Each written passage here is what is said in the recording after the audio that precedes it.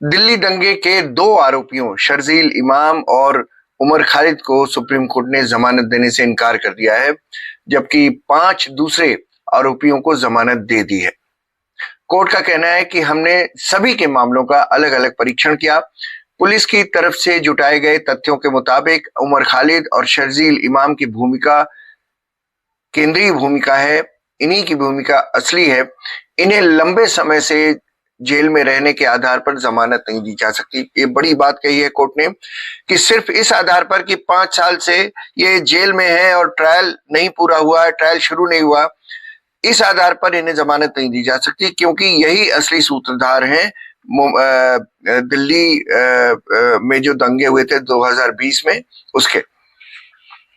हालांकि कोर्ट ने यह भी कहा कि दोनों आगे चलकर ट्रायल कोर्ट में जमानत के लिए अपील कर सकते हैं, लेकिन अगले 1 साल में नहीं, 1 साल के बाद। जस्टिस अरविंद कुमार और जस्टिस NV अंजारिया की बेंच थी दोस्तों। सोमवार के दिन यानी आज 5 जनवरी को उन्होंने कहा कि संविधान का आर्टिकल 21 जो जीवन का अधिकार देता है वो बहुत अहम है।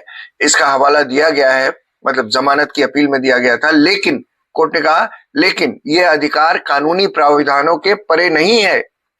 कोर्ट ने अन्य आरोपियों गुलफिशा, फातिमा, मीरन हैदर, शिफा उर्फ रहमान, शहदाब अहमद और मोहम्मद सलीम को जमानत दे दी, क्योंकि उन्होंने कहा कि उनका उतना बड़ा रोल नहीं है। बेंच ने फैसला पढ़ते हुए कहा कि जिन्हें बेल देना जरूरी है उन पर कड़ी शर्तें लगाई जा सकती हैं। 12 शर्तें हैं, वो लगाई जाएंगी। उमर खालिद और शर्जील इमाम की भूमिका बाकी लोगों से अलग है। मेन रोल इन्हीं लोगों का था दिल्ली के दंगों में। उन्होंने कहा कि यह देखना होगा कि क्या सभी को बंद रखना जरूरी है। रिकॉर्ड के हिसाब से सभी आरोपियों की भूमिका एक जैसी नहीं है, ऐसा सुप्रीम कोर्ट ने कहा।